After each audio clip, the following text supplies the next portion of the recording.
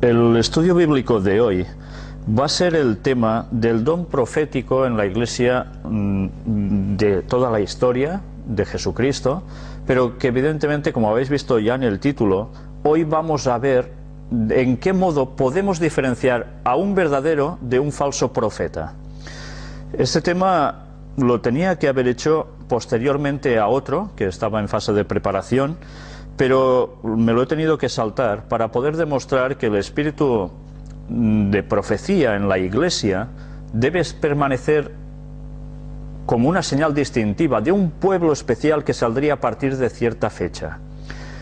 Eso lo debería hacer en un estudio posterior, pero he querido poner primero este tema porque muchas personas me preguntan: ¿y cómo podemos saber esto? Diferenciar un auténtico profeta de uno falso. Antes de empezar el estudio de hoy, me gustaría que elevásemos una oración. Padre nuestro que estás en los cielos, te damos gracias porque nos das la oportunidad de poder buscar otra vez en tu palabra las respuestas a todas nuestras preguntas, a nuestras dudas. Te queremos pedir que tú nos ayudes a hacer siempre un estudio diligente, a escudriñar, no solo a leer, sino a indagar a fondo, para que tu verdad siempre salga con toda la claridad. Y especialmente en este caso tan delicado, Señor, que hace que muchos millones de personas se estén apartando de ti, o ya se hayan apartado por causa de falsos profetas. Ayúdanos a poder discernir, danos tu conocimiento, llénanos del Espíritu Santo y guíanos, por favor. Perdona nuestros pecados, que todo te lo pedimos en el nombre de Jesús. Amén.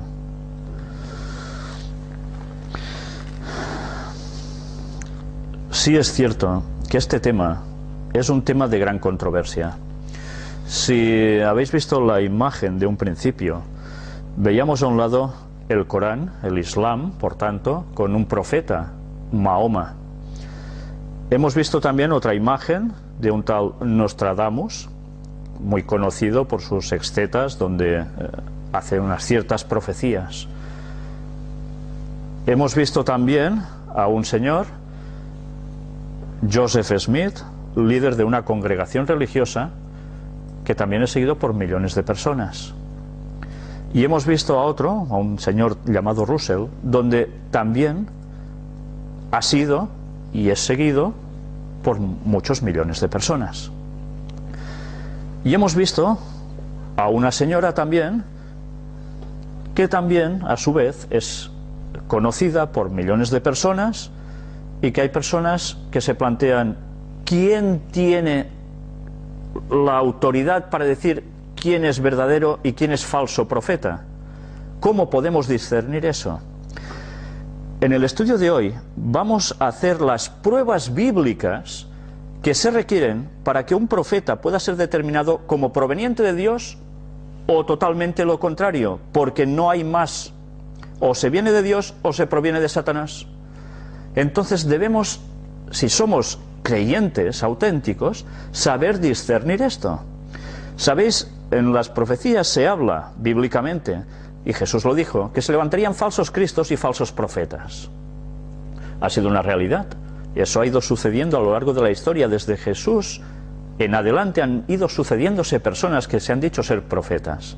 Otros incluso no se han considerado profetas, pero se han considerado clarividentes, videntes, etcétera, etcétera, con los cuales muchísimas personas actualmente se están gastando mucho dinero para que les digan su futuro también. Hoy veremos que un profeta no tan solo era un adivinador de futuro, esa puede ser una de sus funciones, veremos que tenían otras también, pero además nos vamos a centrar en todas esas pruebas que la propia Biblia nos dice que un profeta debe cumplir para ser profeta de Dios. Empezaremos con un doble texto en el libro de Apocalipsis, capítulo 12, donde se nos habla del don de profecía en el pueblo remanente de Dios, en el pueblo que Dios mantiene siempre en la tierra, aunque sea un residuo, porque la gran mayoría siempre se suele apartar. Apocalipsis 12:17 nos dice: Entonces el dragón se llenó de ira contra la mujer y se fue a hacer guerra contra el resto de la descendencia de ella, los que guardan los mandamientos de Dios y tienen el testimonio de Jesucristo. Vemos aquí a Satanás que va contra la mujer, que bíblicamente es la iglesia. Sabéis que de mujeres se habla de dos tipos en la Biblia: la pura, que es la iglesia, la virgen, y hay la que es totalmente prostituta, que es todo lo contrario, evidentemente. Pues aquí Satanás va contra la iglesia auténtica y va a hacer guerra contra el resto de la descendencia de ella, contra ese remanente, ese residuo que queda de algo. ¿Y quiénes son estos? Pues son los que guardan los mandamientos de Dios. ¿Qué mandamientos? Todos es ampliamente conocido por todos que los mandamientos son los 10 mandamientos de Dios. No hay otros, son 10 mandamientos. Entonces, como características, esta iglesia remanente, este pueblo remanente, guardará los mandamientos de Dios. No 1, ni 2, ni 3, ni 9, sino 10. Tal como aparecen en Éxodo 20. Pero además dicen que y tienen el testimonio de Jesucristo. ¿Qué es tener el testimonio de Jesucristo? Cómo actuaba Jesús, lo que decía Jesús. Vamos a ver incluso algo más. El mismo capítulo 19, versículo 10 de Apocalipsis, nos da el detalle que nos clarifica todo. Yo me postré a sus pies para adorarle, y él me dijo: mira, no lo hagas, yo soy consiervo tuyo y de tus hermanos que retienen el testimonio de Jesús. Adora a Dios, porque el testimonio de Jesús es el espíritu de la profecía. Otras versiones ponen el espíritu de profecía directamente. Es lo mismo. El testimonio de Jesús es tener el espíritu de profecía. Por tanto, ese pueblo de Dios que tiene que ser perseguido por Satanás, y lo ha sido y lo será, deben tener en sus filas ese don de la profecía. Pues vamos a ver precisamente un texto que se halla en el Antiguo Testamento, y es en el libro de Isaías. Veremos el capítulo 46 y leeremos 2 versículos. Veremos que Dios siempre tiene un método para comunicar su verdad, su voluntad, y especialmente para su iglesia, y lo desarrolla de algún modo este método para dar a conocer sus propósitos, sus planes. Isaías 46, 9 y 10 nos dice: acordaos de las cosas pasadas desde los tiempos antiguos, porque yo soy Dios y no hay otro Dios, y nada hay semejante a mí, que anuncio lo por venir desde el principio, y desde la antigüedad lo que aún no era hecho, que digo, mi consejo permanecerá, y haré todo lo que quiero. Dios es el único que trasciende el tiempo, que sabe con anticipación lo que va a suceder. Lo puede decir a alguien, o se lo puede callar, pero Dios no se calla las cosas, siempre procura el bien de su pueblo. ¿Y de qué modo lo revela para que su pueblo lo sepa? En Amós, capítulo 3 y versículo 7 nos dice: porque no hará nada Jehová el Señor sin que revele su secreto a sus siervos los profetas. Los profetas son los encargados por Dios, los seleccionados por Dios para dar su mensaje. ¿Un profeta elige ser profeta? No. Es seleccionado por Dios para serlo. Nadie puede decir, yo quiero ser profeta y a partir de ahora voy a ser profeta. No, no. Dios siempre, y en la Biblia queda registrado en numerosos casos, es Él el que selecciona a las personas para que sean profetas. Por tanto, por más que queramos nosotros, si Dios no nos da ese don, de nada va a servir. Podremos especular y decir cosas, pero seremos falsos profetas. Pero hay personas que se atribuyen de que ellos son auténticos profetas. Leamos ahora un texto en capítulo 12 de Oseas.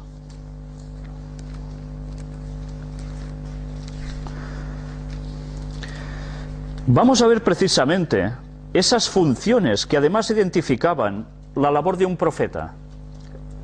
Hay personas que solo tienen el concepto de profeta, pronostica para el futuro, y ya está. ¿Eso hacía solo un profeta? Capítulo 12, versículo 13. Y por un profeta Jehová hizo subir a Israel de Egipto, y por un profeta fue guardado. ¿Quién era este profeta? Era Moisés. ¿Y Moisés qué hacía? Hizo que un pueblo lo siguiera saliendo de Egipto y fue guardado a través de él. Recordemos cómo por la labor del profeta el pueblo no terminó mal. Por tanto, ¿qué hacía? Guiaba a su pueblo. ¿Le estaba profetizando cosas del futuro? No, en esos momentos estaba guiando a su pueblo. Miremos también un texto en el Nuevo Testamento, en el libro de los Hechos de los Apóstoles, capítulo 7, y en el versículo 38. Este es aquel Moisés que estuvo en la congregación en el desierto, con el ángel que le hablaba en el monte Sinaí, y con nuestros padres, y que recibió palabras de vida que darnos. Por tanto, dirigía al pueblo, y además les daba palabras de vida. Podían ser profecías, ciertamente, pero también eran palabras de vida, que los mantenía espiritualmente despiertos, firmes en la fe. Regresemos al Antiguo Testamento y busquemos el libro de Proverbios, capítulo 29. ¿Qué puede sucederle a una iglesia que menosprecie el don de profecía? Que diga, no quiero saber nada de si la profecía es buena, o es correcta, o es cierta. No me importa. Lo importante es solo el amor de Dios, y ya está. Vamos a ver qué nos dice este texto. Proverbios 29, versículo 18. Sin profecía el pueblo se desenfrena, mas el que guarda la ley es bienaventurado. Démonos cuenta cómo si un pueblo no tiene profecía, se desenfrena, dice el texto, se desboca como un caballo. ¿Por qué? Porque la profecía está nutriendo de conocimiento al pueblo, y el pueblo va a estar para lo que debe estar. Pero mirad cómo automáticamente la segunda parte del versículo 18 nos dice, mas el que guarda la ley es bienaventurado. Por tanto, vemos una relación directa entre la profecía y guardar la ley.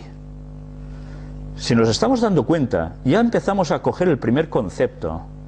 El profeta que no enseñe conforme a la ley, a los 10 mandamientos, ¿ese profeta provendrá de Dios o no? Evidentemente no. Vamos a seguir. Primera de Tesalonicenses, en el Nuevo Testamento, el apóstol Pablo también nos escribe algo muy interesante, algo que debemos tener muy claro. Capítulo 5 y versículos 20 y 21. No menospreciéis las profecías, examinadlo todo, retened lo bueno. Este consejo es algo más que un consejo, es una directriz a seguir. No menospreciéis las profecías. Por desgracia, actualmente, en iglesias que se dicen ser cristianas, la profecía está quedando en un segundo término. Lo importante es amar y ya está. Todo lo demás parece importar realmente poco. ¿Sabéis? En la Biblia hay numerosas páginas, numerosos textos que son auténtica profecía. Hay muchas personas que harían así y romperían las páginas que habla de profecía. No las profecías antiguas, porque esas como ya han pasado, sino las profecías que nos desarrollan los acontecimientos que estamos viviendo y los pocos que faltan por acontecer. Pero esos estorban, porque si sabemos esas profecías finales, nos van a obligar a tomar una determinación con nuestra vida que va mucho más allá de decir yo amo y ya está, porque ese amor puede estar vacío de contenido y ser un falso amor. Pero mirad cómo el versículo siguiente, el 21, nos dice: examinarlo todo, retener lo bueno. Hemos de examinar las cosas. Provengan de donde provengan, nosotros debemos examinar. ¿Sabéis? A veces en las iglesias se levantan personas que hablan de que no, la profecía quiere decir esto o lo otro. ¿Podemos rechazarlo automáticamente? Sí. Pero lo lógico es que como buscadores de la verdad indaguemos si realmente eso es así o no. Porque si realmente esa profecía es así y nos transmite un mensaje que necesitamos, si automáticamente lo rechazamos, lo tenemos fatal. Debemos examinarlo todo y retener lo bueno. Ahora vamos a entrar ya en los rasgos distintivos de un verdadero profeta. Esta es la parte que quizás ya a todos nos interesa más, ¿no? Un texto por el cual debe ser probado absolutamente cualquier persona que diga yo soy un profeta, yo tengo visiones, yo he tenido un sueño que... Vamos a ver con qué único texto, sublime texto, nos va a servir para determinar si ese profeta viene de Dios o no. Es un texto que todos deberíamos conocer de memoria. Isaías, capítulo 8, versículo 20. A la ley y al testimonio, si no dijeren conforme a esto, es porque no les ha amanecido. A la ley y al testimonio. Hemos visto antes que era el testimonio, y ahora vemos también a la ley una vez más. Por tanto, si un profeta viene y me empieza a decir y a pronosticar, pero resulta que el profeta me está llevando una contradicción con la ley de Dios, no solo, ya sabéis que la ley tiene una extensión, para los judíos la ley era más que los 10 mandamientos, era todo el Pentateuco, los 5 primeros libros, luego lo que se fue añadiendo, la Torá que ellos llamaban, pero muy concretamente ya en los 10 mandamientos, si ese profeta, ese vidente, ese lo que sea, viene y me dice cualquier cosa y me enseña que uno solo de los 10 mandamientos, esto no es así, es otra cosa, y no se corresponde con la letra que aparece en Éxodo capítulo 20, me va a servir para determinar si ese profeta viene de Dios o no. Si ese profeta me dice no, no robes, no está bien, ¿me va a servir eso para determinar si viene de Dios o no? No es suficiente, porque eso ya entra en la ética de prácticamente todo el mundo, ¿no? Robar no está bien. Si me dice no, no, no mates porque no sé qué, también entenderé que, vale, está bien. Pero hay un punto esencial en la ley que me va a determinar si ese profeta viene de Dios o no. Si ese profeta me dice que el sábado no es el día de reposo a santificar a una hora, voy a saber discernir si ese profeta viene de Dios o no. Si me dice, no, no, ya no hay ningún día por guardar, todos los días son iguales para Dios. O se me dice, no, no, evidentemente es el domingo porque se transfirió el sábado al domingo cuando Jesús resucitó y bla, bla, bla, bla, bla. Me está contradiciendo el texto clave que dice que el sábado es el día de Dios. Ya solo con este texto me puedo plantear de todas esas personas que he visto en esa primera imagen al empezar este tema, ¿cuál de ellos guarda el sábado y enseña que el sábado es el día de Dios? ¿Me lo enseña el Islam? No. El Islam tiene como día sagrado, ¿cuál? El viernes. Caray. Ya no me cuadra, ¿verdad? ¿Que Dios ha hecho un cambio? Ya hemos visto en otros estudios que Dios no cambia. Entonces, ¿qué está pasando aquí? Quizás mi fe, que tenía tan clara en el Islam, en su profeta, ¿y si me están engañando? No puede ser, yo toda la vida he creído eso. Pues bíblicamente no lo puedo sustentar.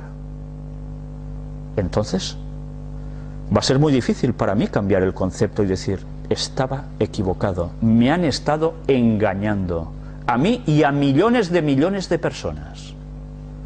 Pero deberé ser valiente y aceptar que es un engaño, y cambiar, buscar a Dios de corazón. Pero si analizo también el personaje de al lado, y el de abajo, y el del otro extremo, precisamente ninguno de ellos me enseña que el sábado es el día de Dios. Por tanto, automáticamente, ya con este concepto, los debo descartar. Guste más, guste menos. Pasemos ya a otro punto para saber discernir si un profeta viene de Dios o no. La epístola de 2 de Corintios, escrita por el apóstol Pablo, capítulo 10 y versículo 5. Derribando argumentos y toda altivez que se levanta contra el conocimiento de Dios y llevando cautivo todo pensamiento a la obediencia a Cristo. Por tanto, el profeta me tiene que llevar a que todo lo que yo intente, haga, etcétera, y mis pensamientos tienen que ir en obediencia a Cristo. Si me dicen, mira, sí, pero en este punto no, ¿este profeta me estará guiando? ¿Este profeta me va a llevar a Cristo? ¿O me estará torciendo en algo? Si me tuerce en algo, ya me ha torcido definitivamente al final para todo. Por poco se empieza. Veamos otro punto más. En el Evangelio de Mateo, capítulo 7, y leeremos 3 versículos casi prácticamente seguidos, el 15, el 16 y el 20, y esto es una evidencia. Guardaos de los falsos profetas, que vienen a vosotros con vestidos de ovejas, pero por dentro son lobos rapaces. Por sus frutos los conoceréis. ¿Acaso se recogen uvas de los espinos o higos de los abrojos? El versículo 20 nos dice, así que por sus frutos los conoceréis. Si un profeta no anda en conformidad con la voluntad de Dios, ¿es un auténtico profeta? Si ese profeta va adulterando, si ese profeta va diciendo cosas que no corresponden y vive cosas de aún más distintas, ¿viene de parte de Dios? No. Pues estos son requisitos claves. Si esa persona es agresiva, iría cortando cabezas contra todo aquel que se levante contra lo que él dice, ¿puede ser un profeta de Dios? No. Sigamos buscando más definiciones para acertar si realmente un profeta es profeta de Dios o no. Deuteronomio capítulo 18, escrito por Moisés. Y esto es otra evidencia muy clara. Pero vamos a, primero antes de leer este, leamos uno en el libro de Juan, en el Nuevo Testamento, y veremos cómo uno a otro se complementan. Juan capítulo 13, versículo 19.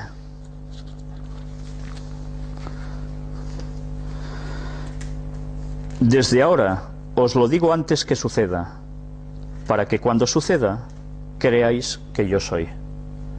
Jesús habló así. Él, que es el que da la profecía, tanto en el Antiguo como en el Nuevo Testamento, dice que se dicen las cosas antes de que sucedan, y cuando suceden se comprueba que verdaderamente no ha mentido. Por tanto, es una gran probabilidad que ese profeta sea cierto, ¿no? Sea de parte de Dios. Miremos ahora el texto complementario en Deuteronomio capítulo 18, versículos 21 y 22. Y si dijeres en tu corazón, ¿cómo conoceremos la palabra que Jehová no ha hablado? Si el profeta hablare en nombre de Jehová y no se cumpliere lo que dijo, ni aconteciere, es palabra que Jehová no ha hablado. Con presunción la habló el tal profeta. No tengas temor de él. ¿Por qué? Pues porque es un falso profeta. Pronostica cosas que luego no se cumplen. ¿Sabéis? Si a veces lo hemos mostrado en las conferencias del Gran Engaño, algunas estadísticas que van saliendo de la cantidad de aciertos con la que se miden los mejores adivinos del mundo.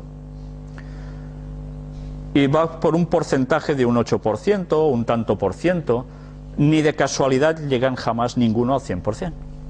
Entonces, ¿qué está pasando? ¿Son profetas de Dios? No. Pues si no son profetas de Dios, ¿de dónde proceden? Ya lo sabemos, ¿no? Del otro lado. Un profeta de Dios, diga lo que diga, se cumplirá. Al 100%. No falla nunca. Vamos a ver, sigamos con más puntos aún. En el mismo libro de Deuteronomio, busquemos ahora el capítulo 13. Leamos versículos del 1 al 4. Cuando se levantare en medio de ti profeta o soñador de sueños, y te anunciare señal o prodigios, y si se cumpliere la señal o prodigio que él te anunció, diciendo, vamos en pos de dioses ajenos que no conociste y sirvámosles, no darás oído a las palabras de tal profeta, ni al tal soñador de sueños, porque Jehová vuestro Dios os está probando, para saber si amáis a Jehová vuestro Dios con todo vuestro corazón y con toda vuestra alma. Paremos aquí antes de leer el 4. Un profeta falso puede anunciar cosas que sucedan. ¿Puede llegar a acontecer eso? ¿Esa señal inequívoca de que es un verdadero profeta? No. Porque Dios puede permitir que se levante alguien así inspirado por el espíritu de Satanás para probar a su pueblo si verdaderamente le son fieles o no. No es que Dios necesite saber si su pueblo le va a ser fiel o no. Evidentemente Dios ya lo sabe. Pero a veces nosotros mismos, los humanos, necesitamos pasar por situaciones para saber realmente cómo somos, cómo sentimos, cómo estamos, nuestra comunión con Dios. Por eso permite Dios esas pruebas. Y eso es algo que fue aconteciendo ya en el pasado. Y aún vemos que se van levantando profetas que pronostican algunas cosas que se cumplen. Pero automáticamente, si no cumplen los otros requisitos, no vienen de Dios. Pueden ser puestos para engañar. El versículo 4 nos termina diciendo, en pos de Jehová vuestro Dios andaréis, a él temeréis, guardaréis sus mandamientos y escucharéis su voz. A él serviréis y a él seguiréis. Una vez más aparecen los mandamientos. ¿Os dais cuenta de cómo es prioritario que ese profeta guarde los 10 mandamientos y así lo enseñe? Pasemos ahora al Nuevo Testamento. En la primera epístola del apóstol Juan, en el capítulo 4 y versículos 1 y 2. Amados, no creáis a todo espíritu, sino probad los espíritus si son de Dios, porque muchos falsos profetas han salido por el mundo. En esto conoced el Espíritu de Dios. Todo espíritu que confiesa que Jesucristo ha venido en carne es de Dios. Todo. Ya veis cómo Satanás iría trabajando, levantando falsos profetas por el mundo en general, no solo en una parte, por el mundo. ¿Ha sido así? Sí. Jesucristo ha venido en carne, es de Dios. Es, como dicen los otros textos, Dios. Si algún profeta me dice que Jesucristo fue un profeta, pero que no es Dios, ¿ese profeta me lleva a Cristo? ¿Proviene de Dios o de Satanás? Pues hay miles de millones de personas que están siguiendo a un líder que dicen que fue un profeta y que separó totalmente la divinidad de Cristo y tan solo dijo de él que era un profeta más. Importante, pero un profeta. Este profeta venía de Dios. No. Sigamos con otro texto ahora. En el libro de Efesios, escrito por el apóstol Pablo, en el capítulo 4, hemos visto todos estos puntos para determinar si un profeta viene de Dios o no. Pero, ¿hasta cuándo debe permanecer el don de profecía en la Iglesia de Jesucristo? ¿Es una cosa del pasado? ¿Con los discípulos terminando de escribir la Biblia, se acabaron los profetas? ¿No habría nunca ninguno más? ¿Ya no haría falta el don de profecía en la Iglesia? Vamos a ver qué nos responde la propia Biblia. Efesios 4, del 11 al 13. Y él mismo, está hablando de Cristo, constituyó a unos apóstoles, a otros profetas, a otros evangelistas, a otros pastores y maestros, a fin de perfeccionar a los santos para la obra del ministerio, para la edificación del cuerpo de Cristo, hasta que todos lleguemos a la unidad de la fe y del conocimiento del Hijo de Dios, a un varón perfecto, a la medida de la estatura de la plenitud de Cristo. ¿Cuándo vamos a llegar a esa perfección, a ese conocimiento, a esta estatura de la plenitud de Cristo? Recordemos, ¿quién va a llegar a ser perfecto? Los 144.000 vivos que estén sellados por Dios, que van a estar en pie sin ver la muerte cuando Jesús vuelve por segunda vez. ¿Y eso ha sucedido ya? No. Jesús aún no ha vuelto. No sabemos quiénes son esas personas que van a componer ese número. Pero, ¿qué quiere decir esto? ¿Que nos hemos perfeccionado ya? Estamos en ese proceso, no hemos llegado aún a ello. Por tanto, el don de profecía, para perfeccionar a los santos hasta el mismísimo final, tiene que durar precisamente hasta entonces. El don de profecía debe estar entre el pueblo de Dios hasta el final. Solo con el texto bíblico podemos determinar si habría más profetas después de que se cerrara el canon bíblico o no. Pues sí, podía haberlos. Leamos ahora otro texto más, que viene seguido precisamente de los versículos que hemos leído ahora. Efesios 4, 14 y 15. ¿Para qué todo esto?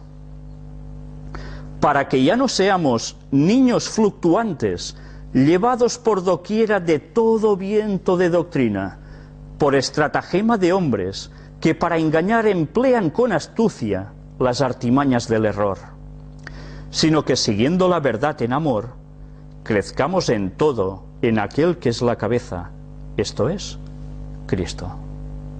El don de profecía también es para que crezcamos en todo en aquel que es la cabeza, que es Cristo. ¿Para qué se nos da este don de profecía hasta el final mismo de los tiempos?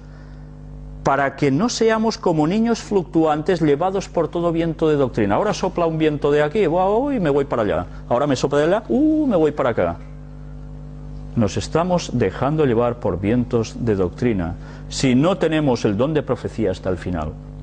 Si lo rechazamos, ¿qué nos puede pasar? Pues no es que nos puede pasar, es ¿qué nos va a pasar? Pues sencillamente que un viento de doctrina nos va a llevar a otro sitio equivocado. Y un falso concepto nos va a hacer abrazar más falsos conceptos después. Y así terminaremos apartándonos de esa unidad de conocimiento de Cristo. Mirad si es importante hacer caso del don de profecía. No queremos ser engañados, ¿verdad? Pues busquemos el don de profecía. Y ahora hablaremos de si solo los hombres son profetas. ¿Sabéis? Hay muchas personas que se han leído la Biblia muchas veces y algunos no se dan cuenta de que en la Biblia nos habla de que ha habido mujeres que han sido profetisas. No solo los hombres, también mujeres. Vamos a ver algunos casos. Luego dicen que Dios es machista, que la Biblia es machista. Sí, Pues la Biblia nos determina claramente que no, que Dios elige personas, no sexos, elige personas por encima de todo. Éxodo capítulo 15, versículo 20, nos habla de un primer caso. Y María la profetisa, hermana de Aarón, tomó un pandero en su mano, y todas las mujeres salieron en pos de ella con panderos y danzas. ¿Quién era esta María? Hermana de Aarón. Hermana, por tanto, ¿de quién más? De Moisés. María la profetisa. ¿Ah? Por tanto, profetizaba. Otro caso más. Libro de Jueces, capítulo 4 y versículo 4. Gobernaba en aquel tiempo a Israel una mujer, Débora, profetisa, mujer de Lapidot. Ya veis, era profetisa y además gobernaba Israel. Y era una mujer. ¿Cómo empiezan a cambiar los conceptos, eh? Y a veces solo nos explican, no, la Biblia que solo los hombres y... Qué distinto es las cosas cuando investigamos por nosotros mismos, ¿verdad? Leamos ahora en el libro de Segunda de Reyes, capítulo 22 y versículo 14. Entonces fueron el sacerdote Hilcías y Ahicam, Acbor, Safán y Asaías a la profetisa Hulda, mujer de Salum, hijo de Ticba, hijo de Arás, guarda de las vestiduras, la cual moraba en Jerusalén, en la segunda parte de la ciudad, y hablaron con ella. Ya veis que incluso sacerdotes, dirigentes, iban y consultaban ¿a quién? A la profetisa. No, es mujer, mujer nada, la dejamos de lado. No, porque sabían que si hacían eso, estaban contradiciendo el don de profecía que Dios le había dado a una señora para que instruyera y guiara a su pueblo. Por tanto, hubiesen pecado y hubiese sido la ruina para esa nación, para Israel. Esto tiene un paralelismo, ¿eh? Tiene un paralelismo en el tiempo del fin. Lucas, capítulo 2, ya vamos al Nuevo Testamento. Aparece otra señora en el capítulo 2, versículo 36. Estaba también allí Ana, profetisa, hija de Fanuel de la tribu de Aser, de edad muy avanzada, pues había vivido con su marido 7 años desde su virginidad, etcétera, etcétera. Era en el momento del nacimiento de Jesús. Esta señora también era profetisa. Vamos a ver aún un caso más. Libro de los Hechos de los Apóstoles, capítulo 21 y versículos 8 y 9. Al otro día, saliendo Pablo y los que con él estábamos, fuimos a Cesarea, y entrando en casa de Felipe el evangelista, que era uno de los 7, posamos con él. Este tenía 4 hijas doncellas que profetizaban. 4 hijas y las 4 profetizaban. Jesús ya se había ido. Y en cambio, estas chicas, doncellas, eran jóvenes, profetizaban. Por tanto, no podemos pensar que un profeta solo puede ser un hombre, puede ser también una mujer. Las evidencias son claras. Hemos visto antes en esas imágenes que también había una señora, Ellen White, pionera para levantar, junto con los demás, un grupo de personas, la Iglesia Cristiana Adventista del Séptimo Día. Actualmente se la acusa de todo lo que os podáis imaginar, desde que era masona, satanista, loca, enferma mental, estoy hablando, 1001 cosas. Falsa profeta, en definitiva, falsa profetisa. ¿Sabéis? Si eso fuera verdad, sería demostrable que es una falsa profetisa si incumple alguno de esos requisitos que hemos venido enumerando, y mirad que hemos enumerado unos cuantos. Indagad sobre su vida. No por esas páginas de internet que aparece que mira porque esto y lo otro y automáticamente creen que... No, indagando de verdad. No tragando lo que la gente dice. Leyendo su vida, sus escritos. Y os daréis cuenta que quien dice esto está mintiendo deliberadamente. Porque llevo 40 años estudiando también, no solo los escritos bíblicos, sino los escritos de la profetisa del Señor, Ellen White. Y no puedo decir ni una sola vez que se haya equivocado en algo. Me he dado cuenta cómo ha ido avanzada en ciencia, en educación, en conocimientos bíblicos, en muchas cosas, no solo en profecías y ya está. En nada se ha equivocado. Y si alguna vez la ciencia parece indicar que esto es contrario a lo otro, resulta que con el paso del tiempo las cosas van cambiando. Y uno se da cuenta que lo que estaba diciendo no eran bobadas, incluso en cuestiones psicológicas. ¿Cómo podía una mujer que dejó de estudiar a los 12 años porque a los 7 ya recibió una pedrada, que de ahí dicen no, es que tenía alucinaciones porque de esa pedrada quedó tonta? ¿Cómo podía llegar a saber tantas cosas una mujer sin estudios? ¿Cómo todo lo que ha dicho se ha ido cumpliendo? Hay unos 60 libros publicados de ella. Algunos son recopilaciones que aparecen en manuscritos y cartas diversas, que no estaban en libros, se han recopilado. En total unos 60 libros. Es la mujer que más libros ha editado.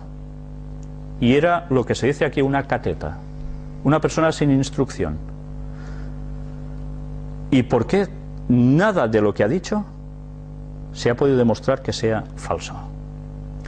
¿Por qué ella, además, hablaba a favor de los mandamientos de Dios, incluido el sábado? Los otros no. ¿Dónde está la diferencia? Sabéis, he de deciros también que hay personas que acusan a que los adventistas ponen por encima de todo a Ellen White más que la Biblia incluso. Veamos unas citas que ella misma dejó escritas. ¿Sabéis? A ella también le pasaba algo curioso. Esta señora empezó a recibir visiones sobre personas que podía tener cerca o lejos y no conocer siquiera. Y veía la vida de esas personas. ¿Dónde estaban sus problemas? Problemas espirituales también. Y ella en visión les daba, además, una respuesta. Así se recopilaron varios escritos suyos que están redactados como testimonios para la Iglesia. Curiosamente, nunca ninguna de esas personas negó que lo que ella había visto en visión fuera verdad. Y no era un caso ni dos ni tres, hubo muchísimos.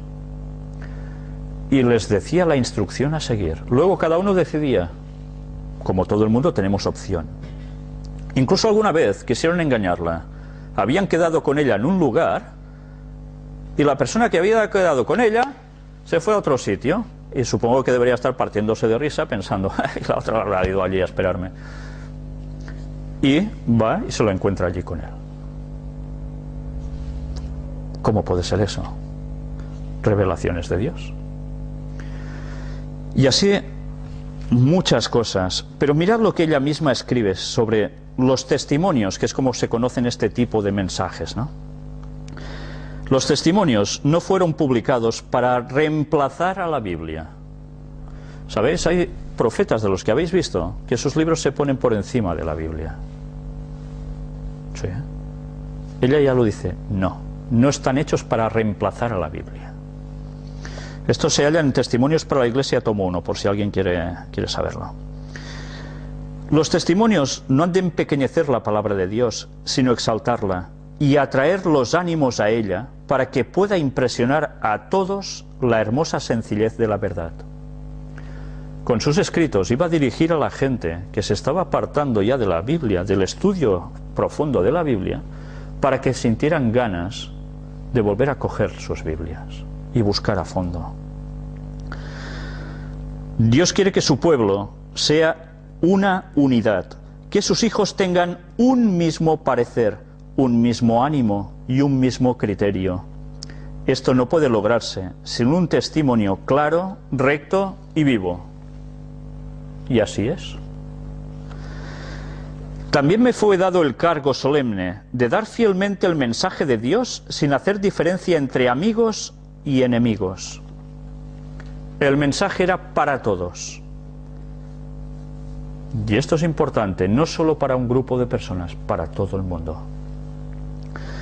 El testimonio directo debiera revivir y separar de Israel a los que siempre se opusieron a los medios que Dios ha ordenado para mantener la corrupción fuera de la Iglesia. Esto aparece ya en el tomo 3. Ella tuvo muchos problemas por decir las cosas. ¿Sabes? Ella escribe que le pedía a Dios que le quitara este don, porque le era muy difícil, y ella parece ser que era muy retraída, el escribir a una persona que podía ser mayor que ella, para decirle, mira, vas mal, Dios me ha mostrado esto de ti, unas vergüenzas como todos podemos llegar a tener, o más, y tienes que hacer esto para cambiar. A ella esto se le hacía una montaña, pero finalmente lo tenía que decir porque Dios la instaba a hacerlo, no le quedaba otra. Si no, le podía haber pasado lo que le sucedió a dos personas, dos hombres concretamente antes que ella. ¿Sabes? Ella no fue una elegida especial en un momento dado. O sea, no sería la número uno, por decir algo. ¿Sabéis? Como en el fútbol que hay, cuando un entrenador se va, buscan entrenadores, pues tienen, mira, primero este, después este, y si no falla el tercero. Pues bien, ella no era la primera opción, parece ser. Se levantó un hombre que Dios le dio el don de profecía, pero no quiso tenerlo. Luego se levantó otro, tampoco lo quiso tener. Dios tuvo que buscar a una persona que realmente, para cualquier persona, como nosotros, analizando fríamente, diríamos, pues, la menos apta para todo. Una niña de 17 años que ha recibido una pedrada, que no ha podido estudiar, que... Bueno, y encima es mujer, en esa época, 1800 y pico. Tenía todos los números para que nadie le hiciese caso. Pues bien, ella aceptó. Y hubo un caso en que una persona, uno de estos dos señores que antes os he citado hace un momento, estaba ella hablando, contando una revelación que tuvo en una iglesia, y se levantó ese señor y dijo, yo antes he tenido esta visión. Pero no lo quiso decir a la iglesia, rechazó el don de profecía y se fue. De ese hombre nunca se supo más. Esa misma visión que tuvo después Ellen White. Os recomiendo que no os orientéis por lo que me parece o me han dicho que... No, buscad, indagad por vosotros mismos. Si veis que sus libros os apartan de Dios y de la verdad, dadles una patada. Pero os daréis cuenta, si sois sinceros, que no podréis hacer eso, porque os va a enriquecer espiritualmente muchísimo. Y nos da unos detalles adicionales que a veces no aparecen en la Biblia, pero que Dios le dio a conocer para que aún ampliáramos más conceptos y nos preparara especialmente para el fin del tiempo del fin en el cual nos estamos hallando ya. El don de profecía fue dado en esa época y estaba profetizado que saldría justo en esa época. Esto lo veremos en un próximo estudio bíblico. Satanás evidentemente no se quedó quieto y sacó sus ¿cómo diríamos? ¿Cómo le llaman a un chocolate? Sucedáneos, sus sucedáneos, ¿no? Que no son la verdad, se parecen, para confundir, evidentemente, en su misma época incluso. Pues bien, yo os insto a que realmente no os orientéis solo por habladurías o por cosas que parecen que se sustentan. Indagad por vosotros mismos, que todos tenemos un contacto íntimo con Dios para poderle pedir a Dios que nos oriente, para saber discernir la verdad del error. Haced todas las pruebas que hoy habéis visto con cualquier profeta. Sabréis si vienen de Dios o no. Pero ya sabéis, si menospreciamos las profecías, por tanto el don de profecía que Dios puede dar a alguna persona, automáticamente nos estamos sentenciando. Porque no queremos la luz de Dios, preferimos la nuestra, que parece más bonita. Terminemos con un texto. En Segunda de Crónicas, capítulo 20, es un texto muy conocido para los cristianos. Pero antes quisiera mostraros un libro. No sé si la cámara lo podrá ver bien. Helena G. de White, Profeta del Destino, escrito por René Norbergen. Este libro creo que en español ya no lo vais a encontrar, creo. Yo lo tengo de hace muchos años, no está, ¿verdad? En inglés supongo que aún se debe poder encontrar. Este libro es para las personas que no saben nada de Ellen White o tienen alguna duda. Aquí aparecen detalles que conviene mucho conocer, que nos ayudará a discernir si era verdad o no esta señora con sus profecías. ¿Sabéis quién era René Norbergen? Nosotros hemos hablado en las conferencias del gran engaño de él. René Norbergen fue amigo de alguien del cual nosotros hemos venido hablando mucho últimamente. ¿Sabéis de quién? De Ron Wyatt. Este señor fue también investigador, y nosotros hemos mostrado cosas de él, de los antediluvianos, objetos que se encontraron, investigaciones suyas. Este señor, ¿sabéis por qué escribió este libro? Este señor parece ser que era un periodista antes, y finalmente él quiso escribir un libro sobre Ellen White para demostrar al mundo que era una falsa profetisa. Y sabéis, empezó a indagar,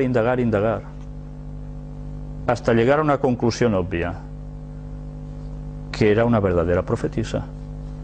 Y él se convirtió al adventismo. Y después siguió con esa labor. Por eso os digo, no os fiéis de lo que dicen de este y del otro y tal, y unas fotos que no sé qué. No, buscad la verdad a fondo. Y luego, cada uno que decida. Terminemos. Segunda de Crónicas, capítulo 20, versículo 20. Y cuando se levantaron por la mañana, salieron al desierto de Tecoa. Y mientras ellos salían, Josafat, estando en pie, dijo: Oídme, Judá y moradores de Jerusalén.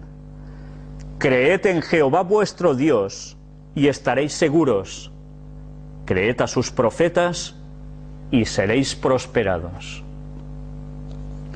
Más claro no se puede ser. Por tanto, que Dios nos ayude a examinarlo todo y retener lo bueno. ¿Sabéis? Os podía dar un listado de todos sus libros, pero lo podéis buscar tranquilamente, incluso por internet aparecen, se pueden descargar, se pueden pedir lo que queráis. Vale la pena que vosotros busquéis por vosotros mismos. ¿Sabéis? Ellen White nos escribió muchas cosas, muchísimas, pero las que más destacaron no fueron solo profecías para el fin ni no sé qué más, no. Fueron de llevar nuestros pensamientos a Cristo, de someter nuestra voluntad a la del Señor. ¿Y cómo? ¿De qué mejor forma? Buscando ese amor de Dios.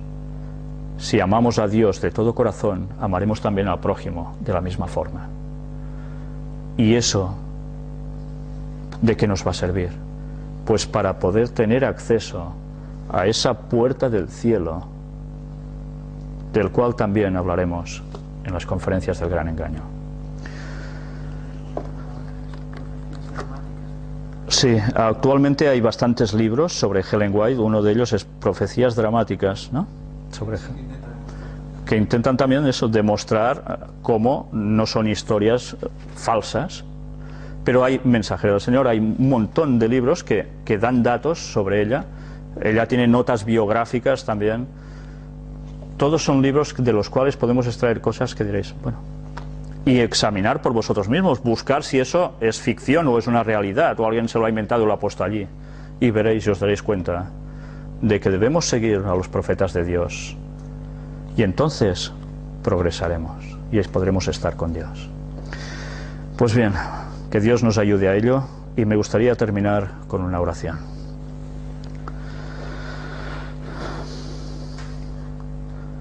Padre, te damos gracias porque tú en tu palabra eres muy claro, Señor. Tú nos amas, nos das detalles de cómo poder saber discernir las cosas. Quita de nosotros todo orgullo, toda arrogancia, que nos humillemos ante ti para darnos cuenta que tú eres el poseedor de la verdad y no nosotros, y que a ti te debemos buscar, y que para eso diste tu testimonio a los profetas, para guiarnos en nuestra vida, para no desenfrenarnos.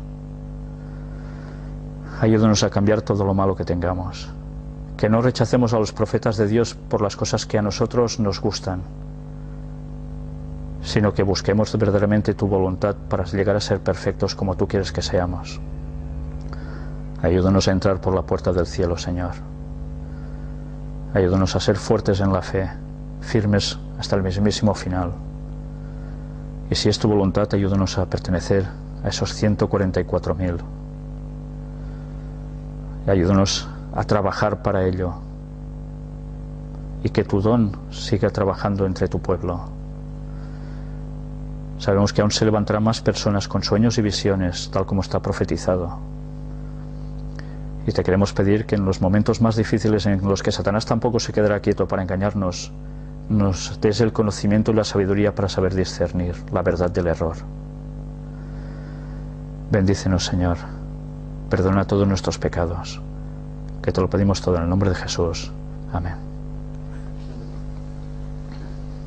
Como aparecen en Éxodo 20.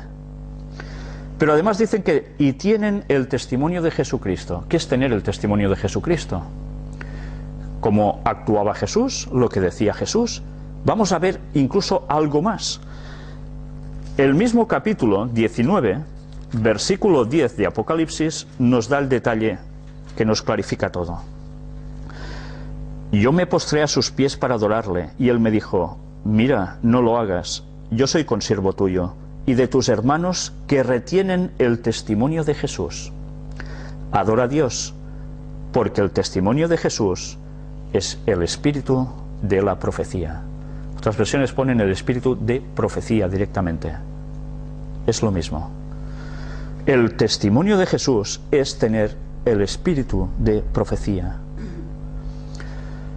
Por tanto, ese pueblo de Dios que tiene que ser perseguido por Satanás, y lo ha sido y lo será, deben tener en sus filas ese don de la profecía.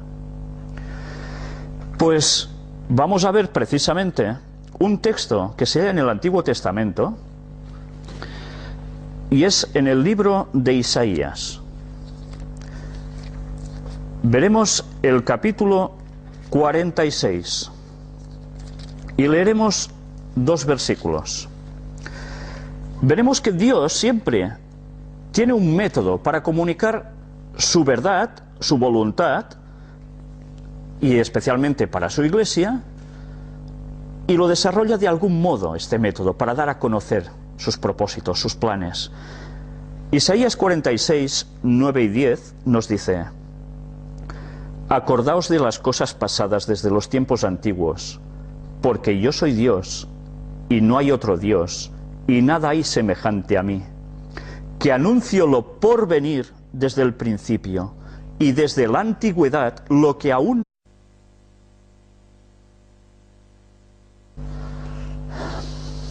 El estudio bíblico de hoy va a ser el tema del don profético en la Iglesia de toda la historia de Jesucristo, pero que evidentemente, como habéis visto ya en el título, hoy vamos a ver en qué modo podemos diferenciar a un verdadero de un falso profeta. Este tema lo tenía que haber hecho posteriormente a otro que estaba en fase de preparación, pero me lo he tenido que saltar para poder demostrar que el espíritu de profecía en la Iglesia debe permanecer como una señal distintiva de un pueblo especial que saldría a partir de cierta fecha.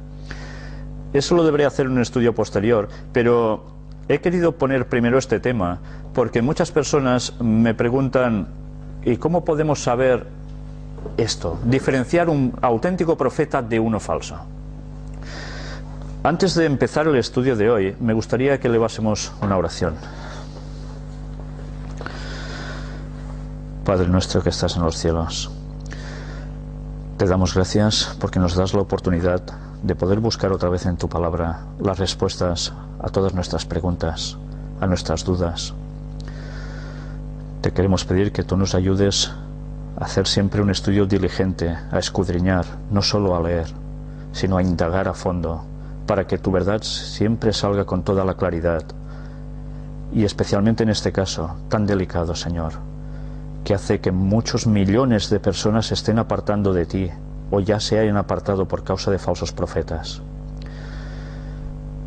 Ayúdanos a poder discernir danos tu conocimiento, llénanos del Espíritu Santo y guíanos, por favor.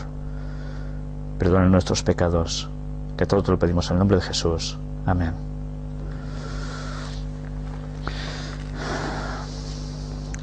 Sí es cierto que este tema es un tema de gran controversia.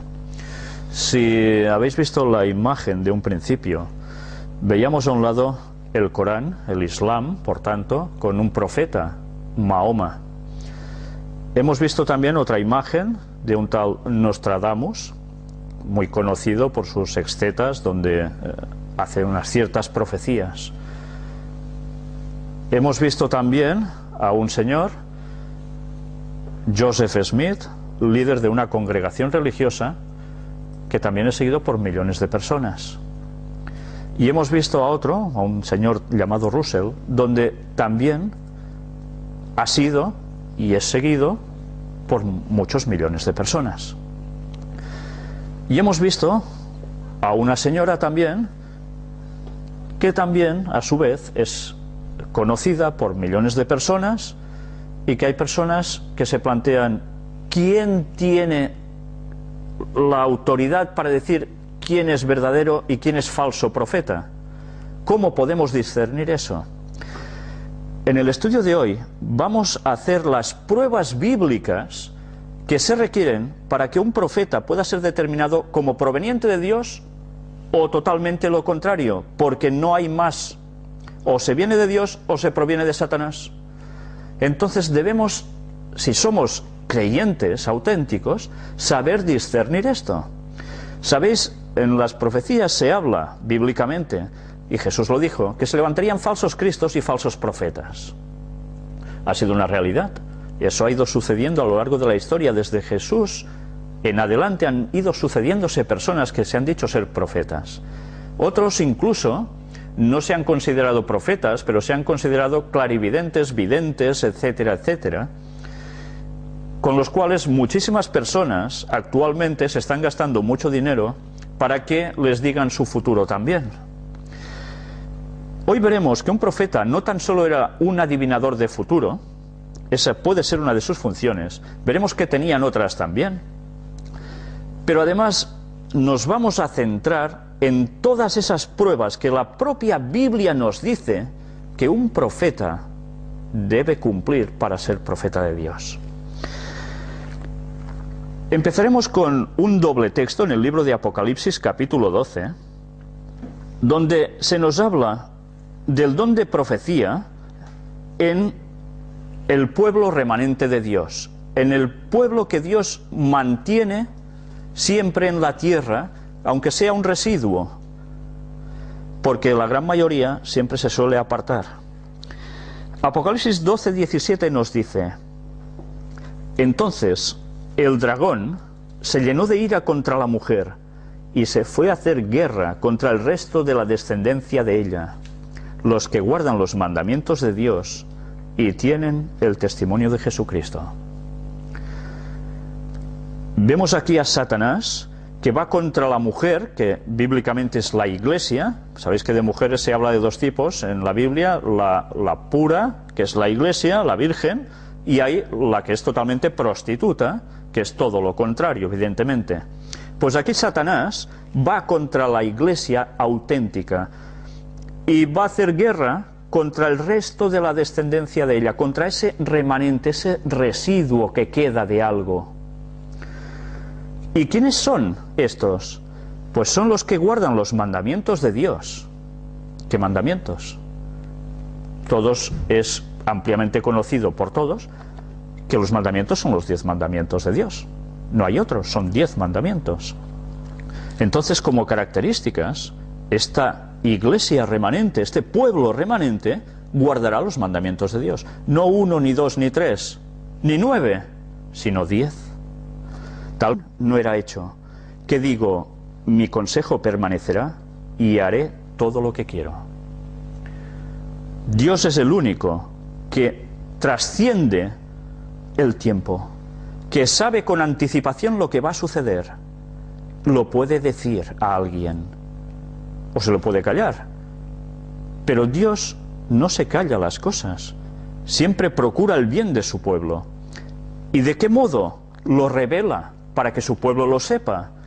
En Amós, capítulo 3 y versículo 7 nos dice: porque no hará nada Jehová el Señor sin que revele su secreto a sus siervos los profetas.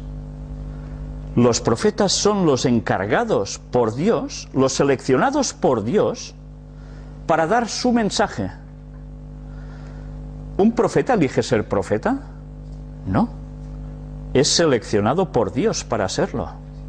Nadie puede decir, yo quiero ser profeta y a partir de ahora voy a ser profeta. No, no. Dios siempre, y en la Biblia queda registrado en numerosos casos, es Él el que selecciona a las personas para que sean profetas. Por tanto, por más que queramos nosotros, si Dios no nos da ese don, de nada va a servir. Podremos especular y decir cosas, pero seremos falsos profetas.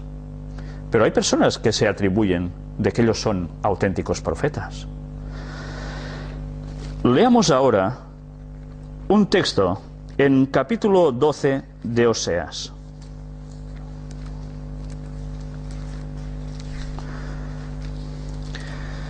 Vamos a ver precisamente esas funciones que además identificaban la labor de un profeta.